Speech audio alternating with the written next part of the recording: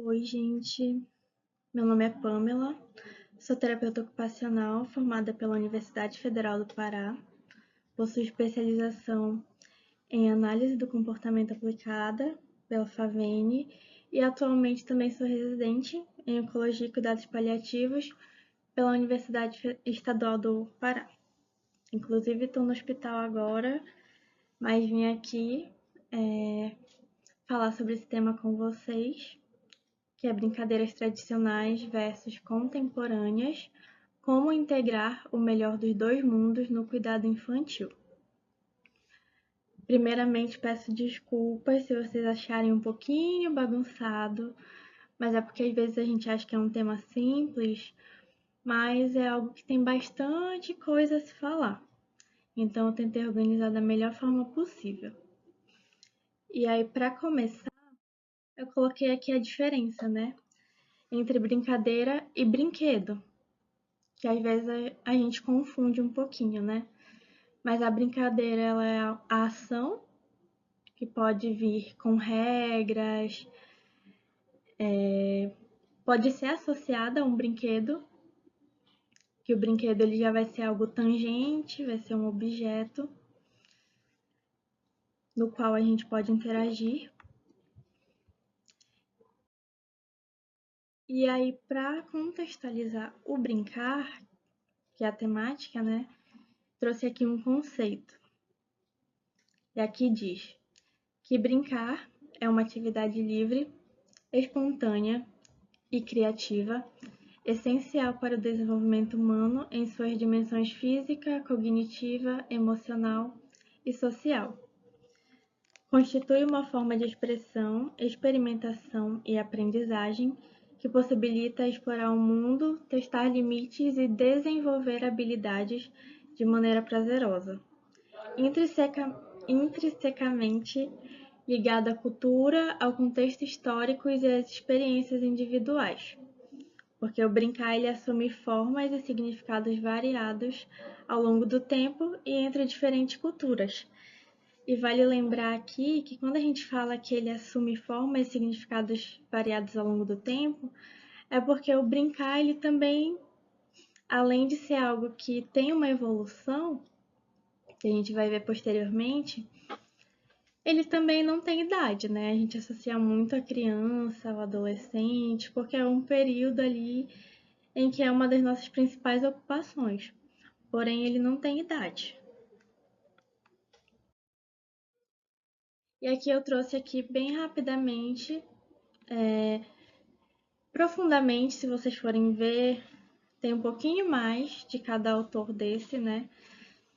Mas eu trouxe aqui sucintamente sobre essas principais teorias, que é a do Jean Piaget, né, que eu acho que muita gente já ouviu falar, tanto dele quanto do Vygotsky.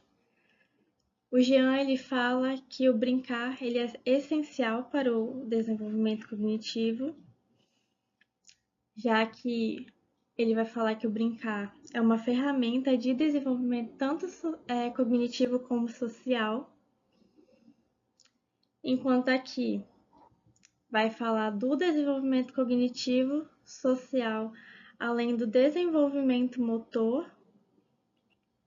E aqui já vem para a parte também da comunicação e do aprendizado, que aí já fala sobre a autoexpressão, sobre a criatividade, sobre o entendimento do mundo.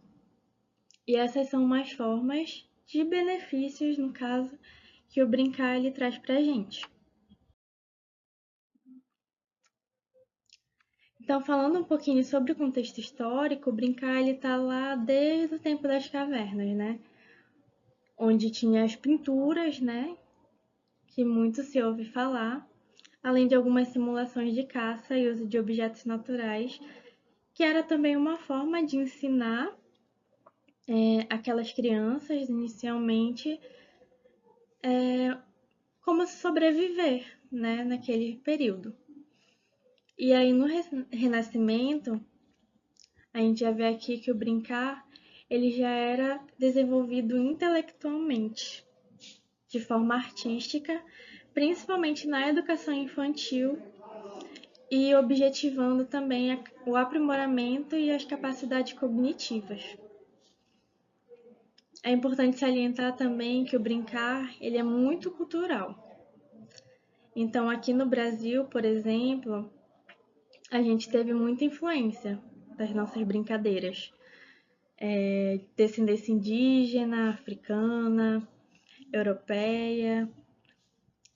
E aí, né, o Brasil ele evoluiu além dessas brincadeiras, digamos que essa miscigenação cultural, também com a introdução de brinquedos fabricados com a urbanização e mais recentemente, né, o que eu também vou falar posteriormente, com o impacto das tecnologias digitais. Então, hoje a gente tem diversas formas de brincar e algumas em comum, né, que é cultural de todo mundo, que é cultural do mundo todo, que são as tecnologias digitais.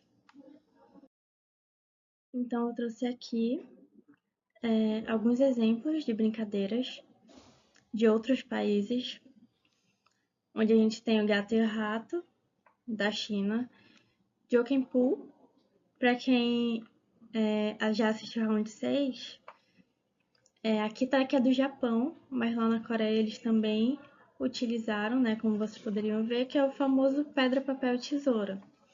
E aqui a gente tem Silêncio é Ouro, do Egito, que é Oração, Seu Lobo, que é especificamente da Austrália, e Esconde-Esconde ao contrário, que é da Alemanha, que é nada mais do que um esconde-esconde, só que a pessoa que está escondida tem que permanecer escondida até alguém achar ela. E aí, quando essa pessoa encontra ela, fica escondida junto com ela. Aí, sempre que alguém for achando, vai ficando escondido junto, até que sobre uma pessoa, que vai ser a que vai se esconder da próxima vez. E aí, quando a gente vem para o Brasil, a gente vê que tem várias brincadeiras aqui, que eu particularmente já brinquei de todas, mas que elas não foram criadas aqui, né? Elas não nasceram aqui. São todas de outros lugares, que a gente foi absorvendo e modificando.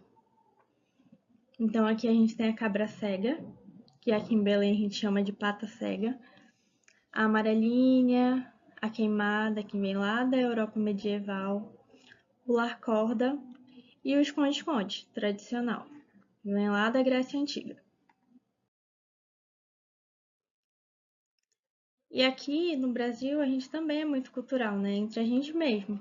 Então trouxe aqui também algumas brincadeiras dos indígenas, dos ribeirinhos, dos quilombolas.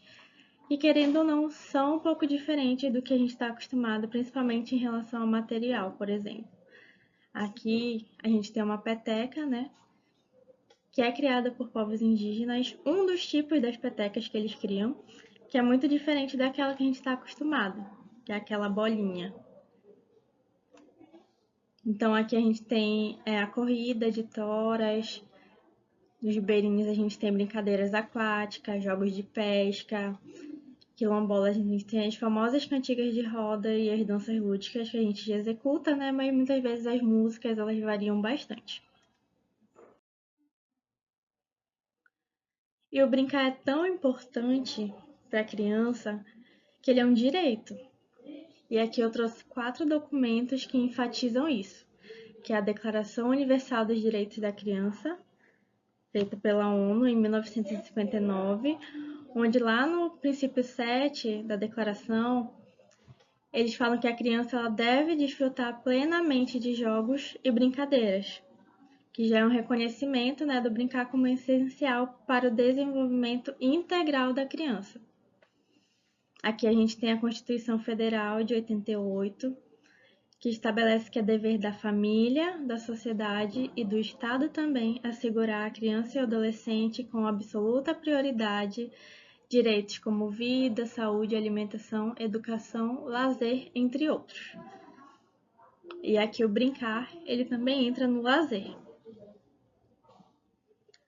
O Estatuto da Criança e do Adolescente, de 1990, que define o direito à liberdade da criança, incluindo aspectos como brincar, praticar esportes e diversão. E a gente tem essa lei aqui, que ela vai instituir a parentalidade positiva e o direito de brincar como uma estratégia intersetorial da prevenção à violência contra a criança, que é uma lei mais recente, né, que fala sobre a violência contra a criança, que é de 2024, do ano passado.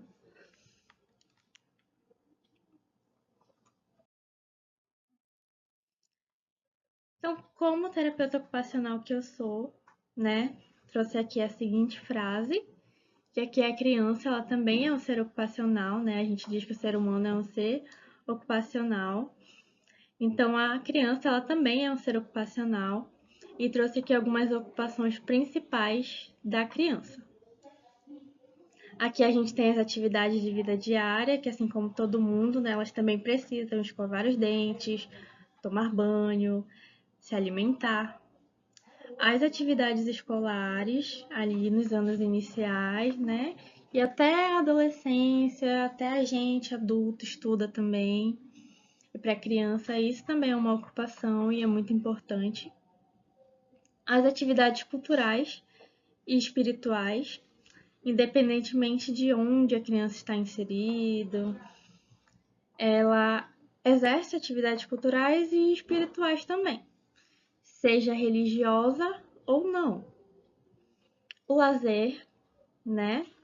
A participação social, que também é muito importante, ter amigos, ter vizinhos, socializar, o descanso e sono, que é essencial para todo mundo, as atividades instrumentais de vida diária, que inclusive é por meio do brincar que a gente começa a engajar essas atividades, né?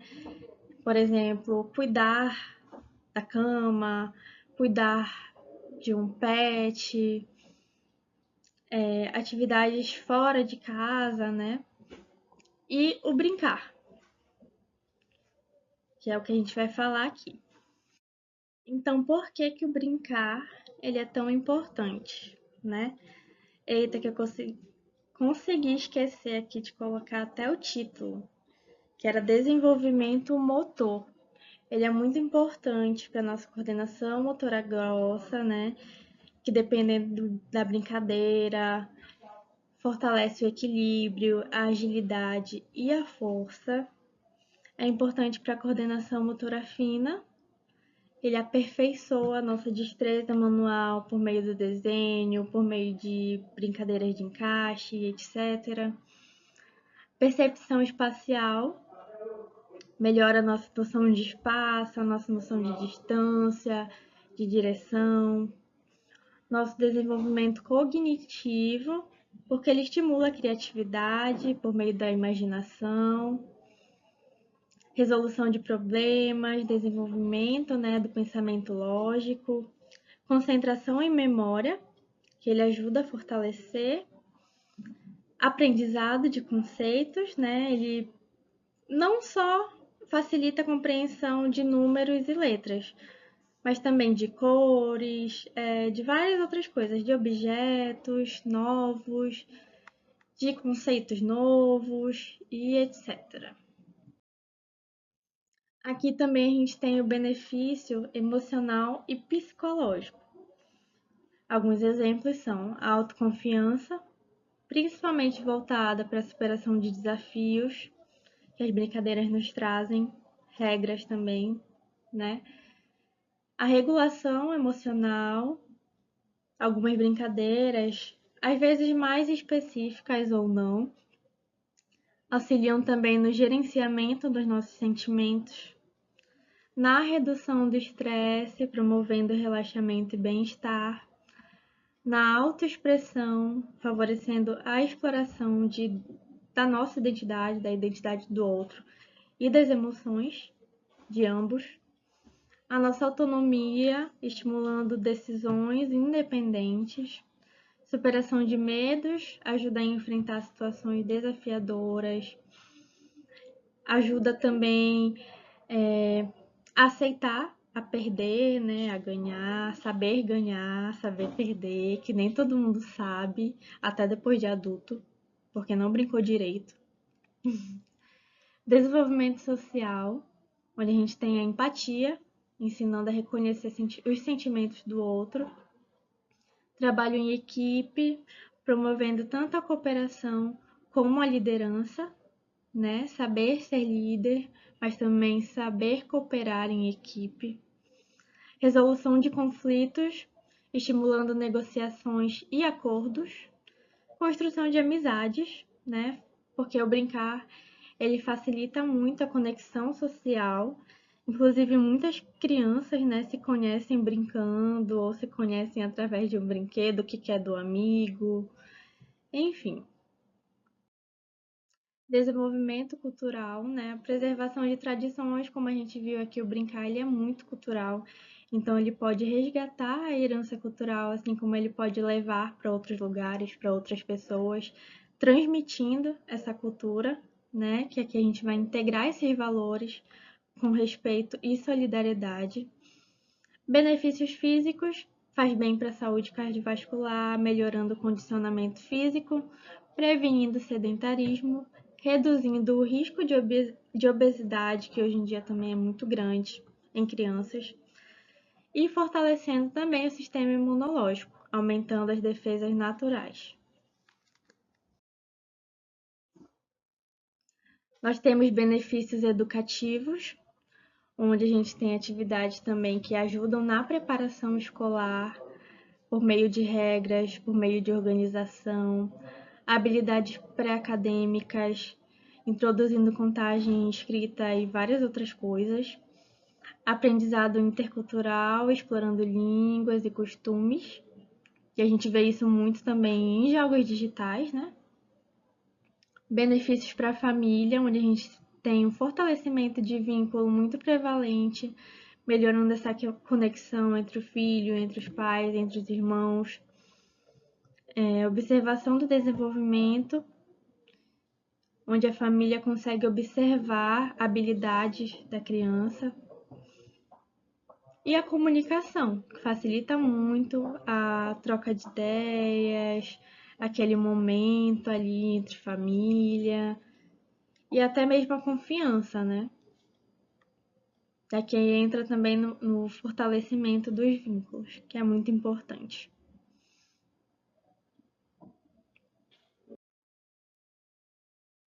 Então, quando a gente fala do brincar por faixa etária, ele também tem objetivos, né? Dentro das possibilidades da criança, dentro do desenvolvimento da criança. Então, eu trouxe alguns exemplos, né, por faixa etária. Aqui de 0 a 2 anos, a gente pode falar sobre desenvolvimento sensorial e motor. Então, dentro desse desenvolvimento, a gente vai explorar várias coisas, né, do mundo através dos sentidos e das habilidades motoras iniciais. Então, a gente pode inserir brincadeiras com objetos sonoros, brincadeiras de imitação, brincadeiras de encaixe e de textura, justamente para estimular esses sentidos, estimular o tato, né? Pegar, experimentar diversas texturas, experienciar diversos sons,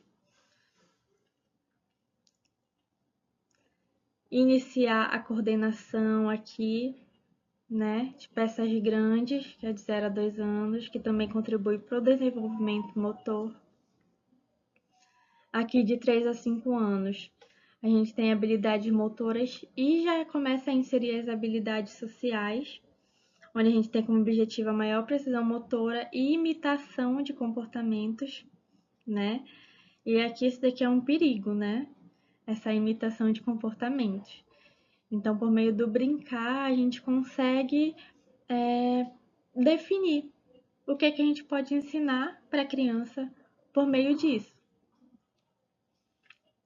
Além disso, né, a gente pode experimentar diversas brincadeiras voltadas para essas questões motoras e sociais, como pular corda, jogo de faz de conta, que também desenvolve a criatividade, os desenhos e pinturas, que aqui já começa a entrar a motricidade fina, né, com objetos menores, a queimada, coordenação motora e também habilidades sociais, porque ela não é jogada sozinha. Ela precisa de grupo, ela precisa de equipe.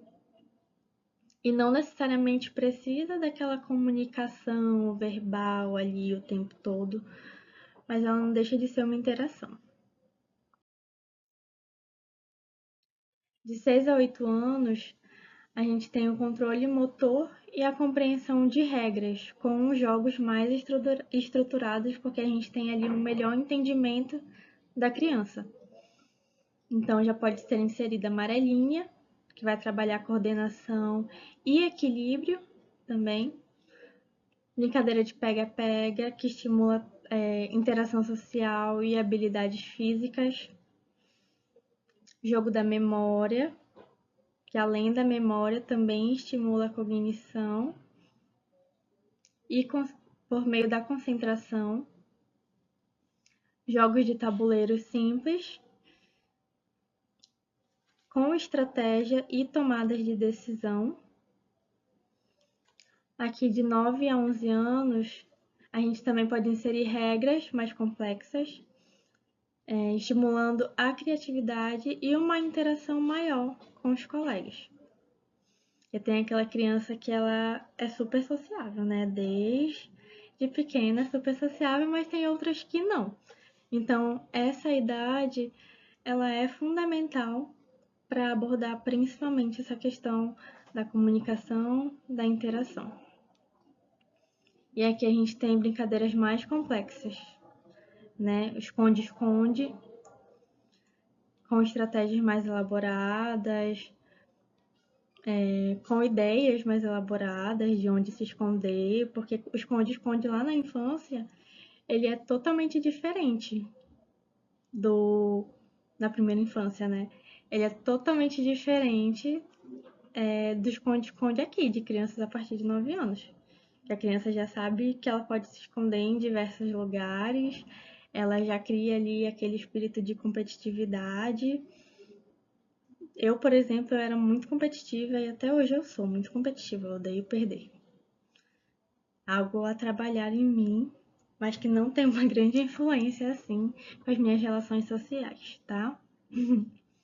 Aqui a gente também tem jogos de construção, onde a gente tem legos e blocos. E brincadeiras com bola, que aqui já entra o famoso futebol do brasileiro e o basquete.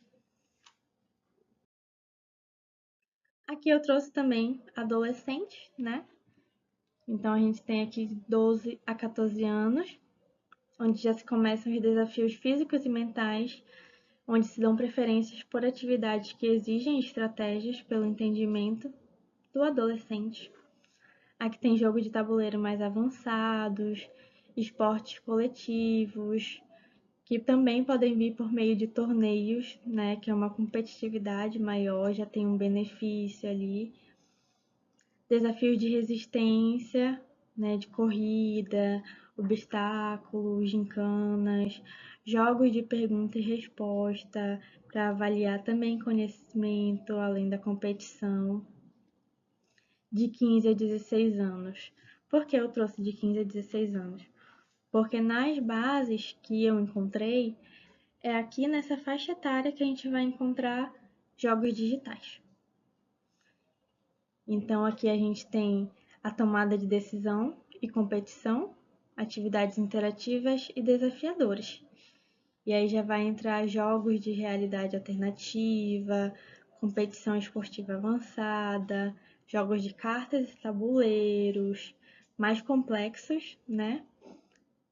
E jogos eletrônicos competitivos, com raciocínio rápido e interação online.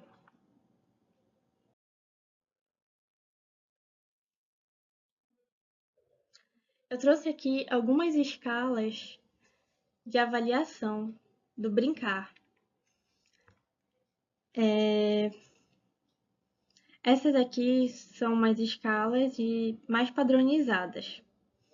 A maioria ela ainda é feita por avaliação de observação direta.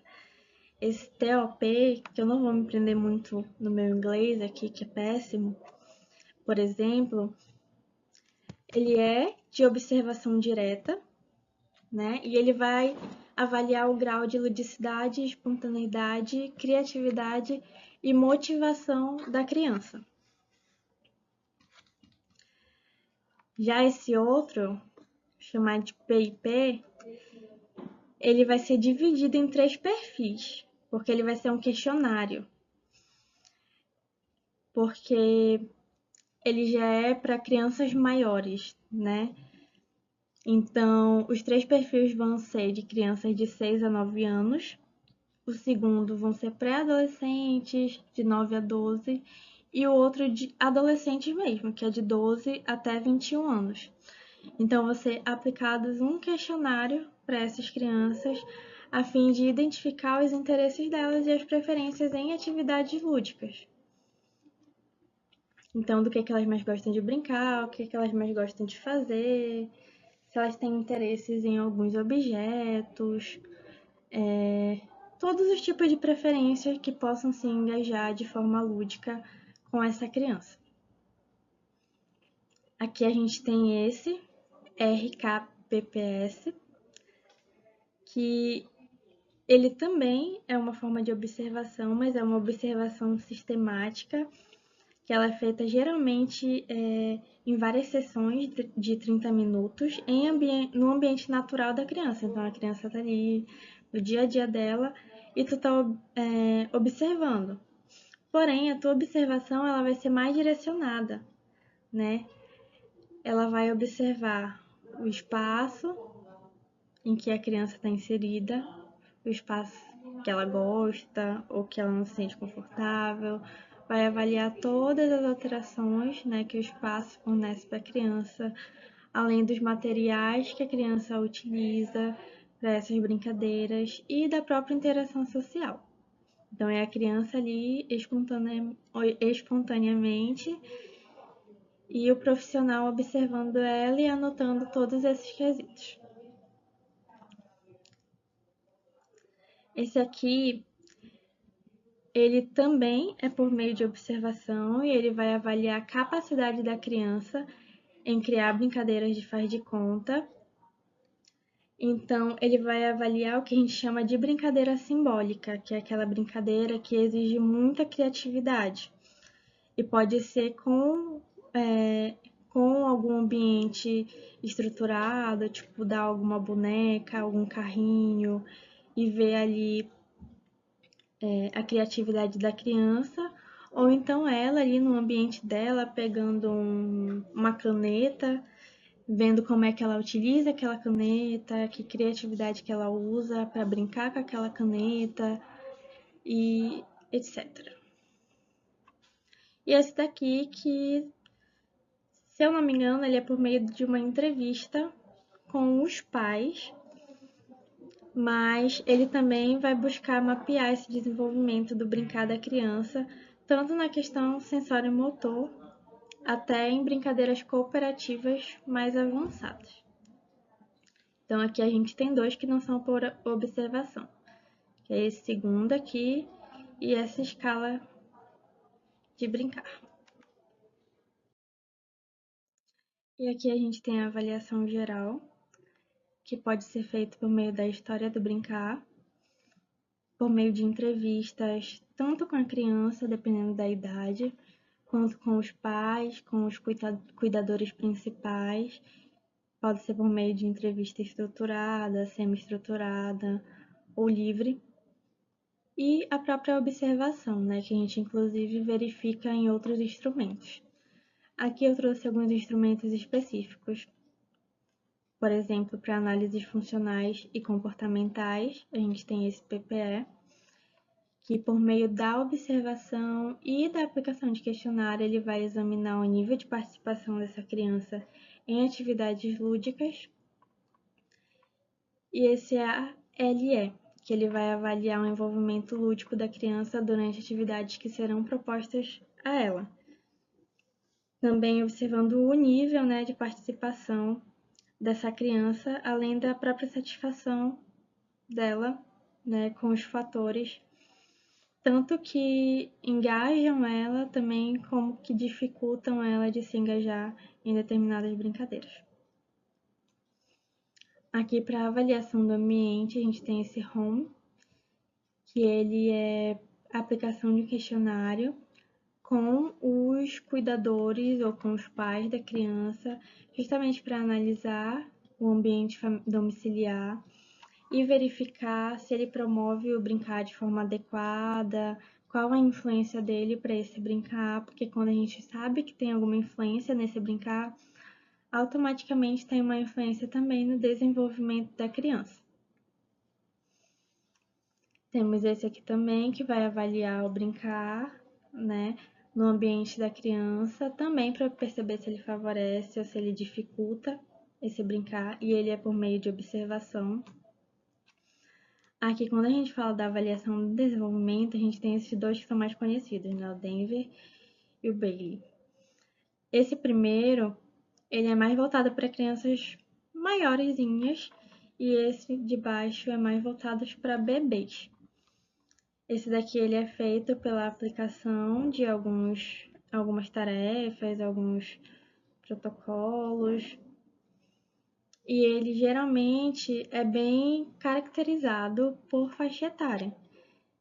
Então, os testes que serão feitos, eles são totalmente voltados para a faixa etária da criança, e se a criança não consegue realizar aqueles testes, ele vai diminuindo a faixa etária até ver o que a criança consegue realizar de fato. E já esse aqui, ele é mais voltado para bebês. Ele é observacional, porém ele também tem uma interação direta com a criança, visando algumas estimulações, porque ele também, além da avaliação, ele é usado, né, constantemente para estimular o desenvolvimento dessa criança. Assim como o Denver. E ainda falando sobre a avaliação do brincar, trouxe alguns objetivos de diferentes contextos, né? Onde no contexto escolar, o nosso objetivo principal é avaliar como o brincar ele vai auxiliar no aprendizado, na socialização, no desenvolvimento acadêmico daquela criança. Então, o nosso foco ele vai ser principalmente brincadeiras em grupo, interações sociais e adaptações para incluir as crianças com deficiências também, né? Que a gente tenha muito a questão da acessibilidade, de um projeto pedagógico individualizado também. No contexto hospitalar, a gente vai buscar humanizar o atendimento. Assim como para o adulto, né, nós da terapia ocupacional, que já tivemos alguma atuação em hospital, a gente trabalha muito a questão da redução dos impactos da hospitalização.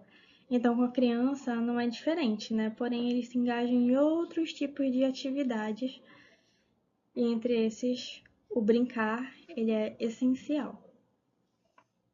No contexto comunitário social, a intenção é justamente promover vínculos sociais e inclusão através do brincar, com focos em brincadeiras em espaços públicos e interações intergeracionais, ou seja, de diferentes idades, avaliando também a inclusão de grupos vulneráveis. No contexto familiar, a gente vai avaliar a família, né, e o suporte nas atividades lúdicas, focando na interação pais e filhos e com outros familiares também, assim como nos recursos disponíveis para brincadeiras na casa. No contexto rural e tradicional, a gente vai buscar valorizar essas brincadeiras tradicionais e culturais, destacando o impacto do brincar, principalmente ao ar livre, no desenvolvimento motor e sensorial com segurança, né? No contexto reabilitador, a gente usa muito brincar como uma ferramenta terapêutica. A gente foca em brincadeiras para estimulação, tanto estimulação motora, como de força, como de equilíbrio, como cognitivo, de raciocínio, sensorial, enfim. No contexto de saúde mental, a gente usa muitas vezes o brincar para expressão emocional, bem-estar psicológico, utilizando brincadeiras simbólicas, né? Como falei, são brincadeiras criativas e jogos para regulação emocional e habilidades sociais.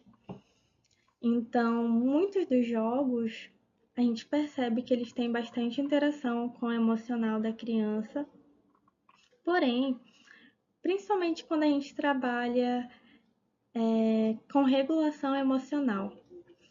A gente tem jogos muito específicos que às vezes a gente mesmo cria alguma atividade, algum jogo para interagir com aquela criança, para ensinar ela sobre as emoções, sobre identificar as emoções no outro, identificar as emoções em si, como saber controlar essa emoção, né, a raiva, até mesmo a felicidade, né, que às vezes a gente fica muito feliz e acaba tendo alguns na estereotipia, né? Na verdade é uma estereotipia que todo mundo tem, mas que em algumas crianças atípicas elas são muito evidentes. Então, geralmente existem jogos que são bem específicos para isso, né? Para essa questão de ensinar a emoção passo a passo, com imagens, com sons, com vídeos, antes mesmo de, digamos que, repassar a tarefa, né? Da visualização em uma pessoa, em outra pessoa, em um contexto espontâneo, em um contexto natural.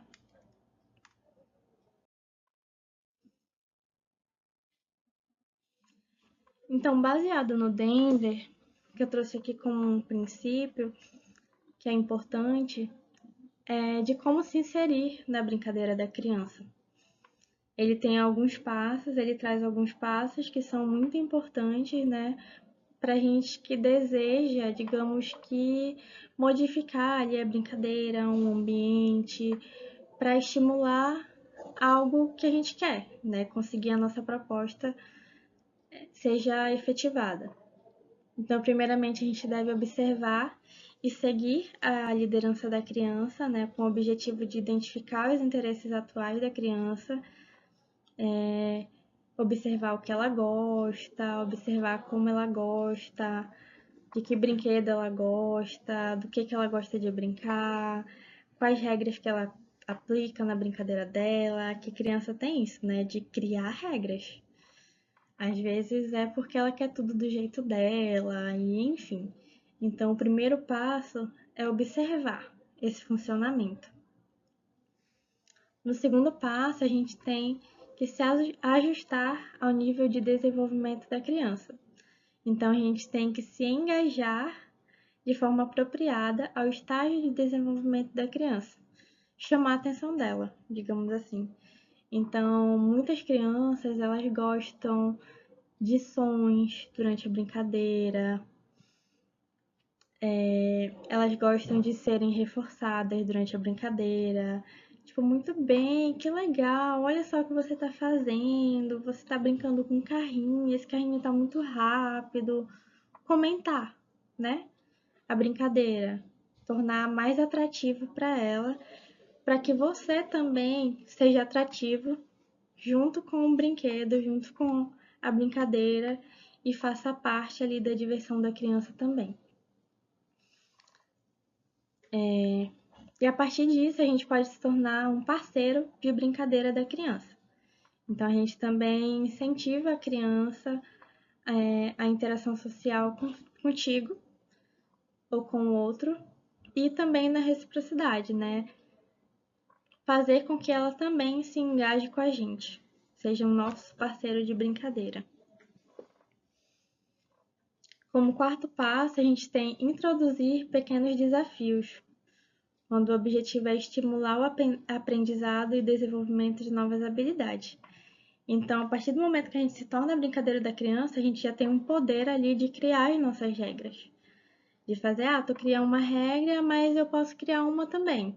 E aí, a partir disso, a brincadeira ela vai para novos caminhos que você vai influenciar, que você vai organizar, baseado naquilo que você quer ensinar para a criança.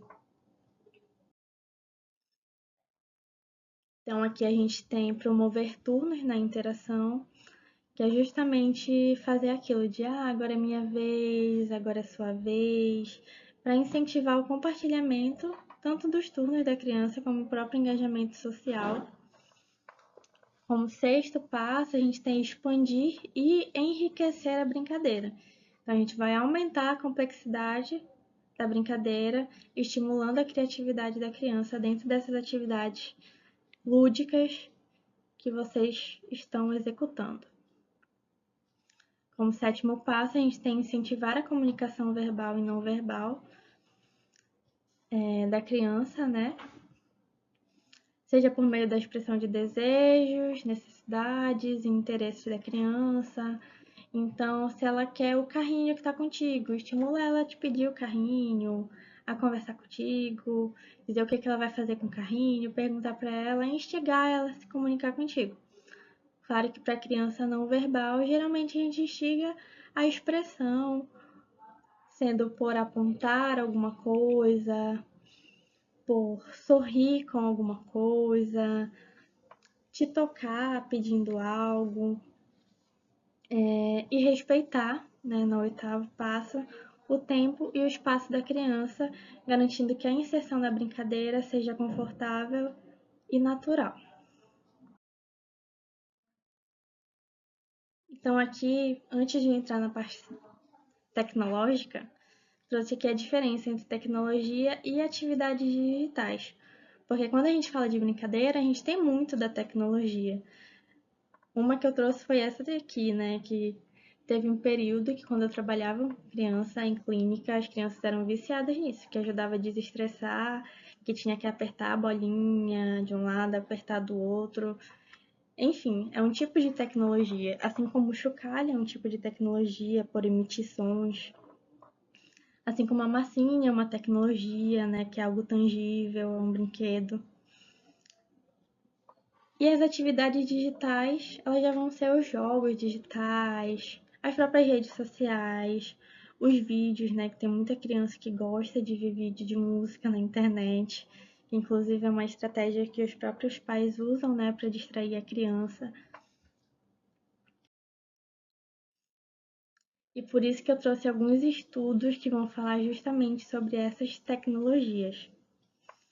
Esse primeiro estudo que eu trouxe, ele tem um resultado positivo, né? Ele foi um estudo.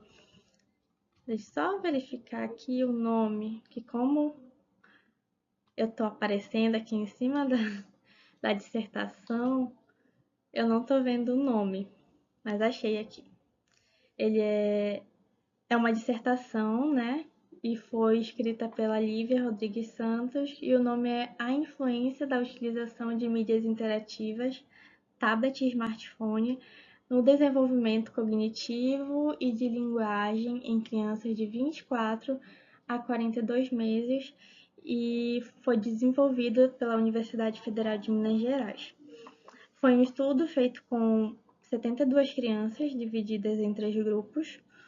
O primeiro grupo não usava essas tecnologias, o segundo grupo usava até 35 minutos por dia e o terceiro usava mais de 30 minutos por dia. E aí que nos resultados apresentou que o terceiro grupo que usava tecnologia, né, o smartphone ou tablet, por mais de 35 minutos, foi o que mais apresentou scores altos no domínio da linguagem expressiva e de aspectos cognitivos, em relação aos outros grupos.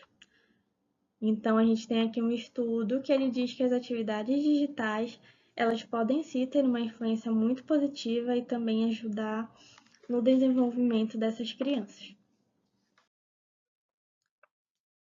E aqui eu trouxe um outro estudo, que é os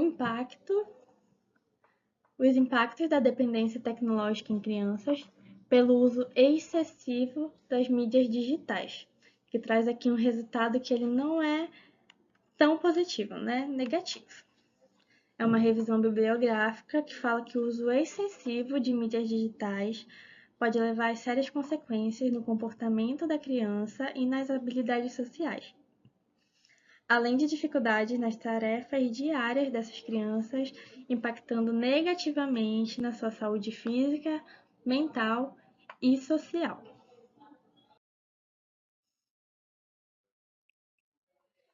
Então, aqui, né, para complementar esses estudos, eu trouxe que, segundo esse relatório, aí, TIC Kids, 95% das crianças e adolescentes entre 9 e 17 anos usam a internet, né? Têm acesso à internet. Nesse relatório dessa pesquisa que foi feita, 24 dos entrevistados relatou que começou essa exposição de telas antes mesmo dos 6 anos de idade. Então, utiliza da internet, utiliza do tablet, do smartphone, do computador, antes desses 6 anos de idade. E a gente tem aqui que um estudo da Fundação Oswaldo Cruz, da Fiocruz, indicou que durante e após a pandemia, o uso desses aparelhos eletrônicos, ele disparou muito entre crianças e adolescentes e até mesmo para nós, né, adultos. Passamos muito tempo no celular durante a pandemia, principalmente aqueles que ficaram de quarentena, né, que já não sabiam mais o que fazer. Muita gente ficou famoso no TikTok durante a pandemia, no Instagram, na internet, virou blogueiro, enfim. E além disso, esse uso ele vem acontecendo não só com mais frequência, mas também mais cedo, né? Então a gente vê cada vez crianças mais novas utilizando dessas tecnologias digitais. E aqui eu trouxe novamente, né, aqui o espaço do Denver, porém relacionado mais com a questão digital, que a gente vê hoje em dia que muitas crianças elas gostam mais das atividades digitais. Costumo dizer, né, até meus pais costumam dizer que hoje em dia a gente mal vê criança brincando na rua. Eu era muito rueira quando era criança e hoje em dia minha rua é vazia. As crianças geralmente não têm mais esse engajamento, né, com essas atividades de ir pra rua e brincar de queimada e brincar de amarelinha e de pega-pega e de esconde-esconde. Enfim, é algo que não acontece mais com tanta frequência, mas que ainda acontece. Então, novamente, o primeiro passo é observar e seguir a liderança da criança, né? Sempre relacionando esses interesses digitais com brinquedos tradicionais, como construir no físico algo inspirado no jogo. Então, isso também é muito utilizado nos nossos próprios atendimentos, nós da terapia ocupacional, quando a gente vai treinar AVD com uma criança. Por exemplo, vamos comer.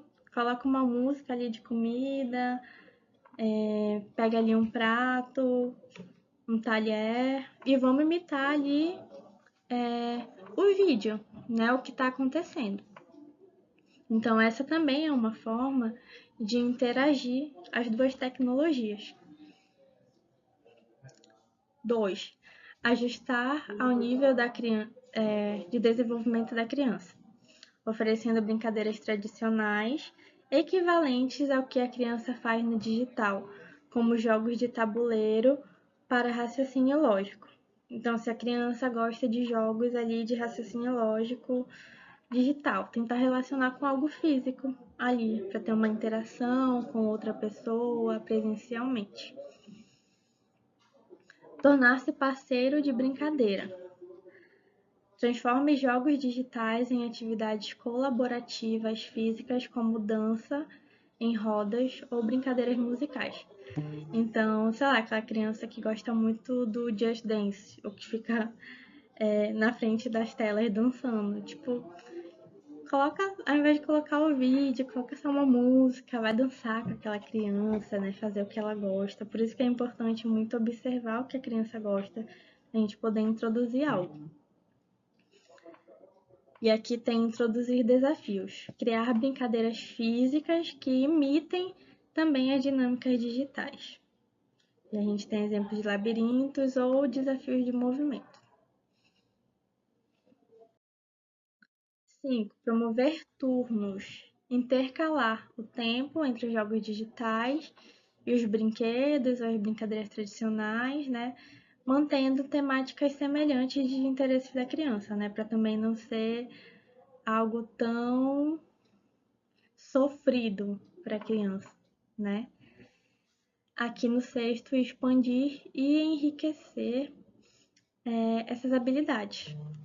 né? Utilizar de habilidades digitais para criar histórias ou estratégias em brincadeiras físicas, como montar, não só fortalezas, montar casas, montar com Lego, montar a casa do Batman, montar, sei lá, a casa da Barbie, montar uma cadeira, montar várias coisas. 7. Incentivar a comunicação. Relacionando jogos, por exemplo, aqui é de RPG, brincadeiras de faz de conta, estimulando diálogos e criação de histórias. E 8. Respeitar o tempo e espaço, né? E um dos exemplos é fazer transições graduais, como plantar no jardim após simulações digitais de fazenda. Então, por exemplo, aquela criança que gosta muito de Minecraft, que gosta muito de construir aquilo ali no físico, tipo, vamos fazer igual. Faz no Minecraft ali e depois vem aqui, a gente vai fazer aqui para ver como é na nossa realidade, né? Não só na realidade virtual.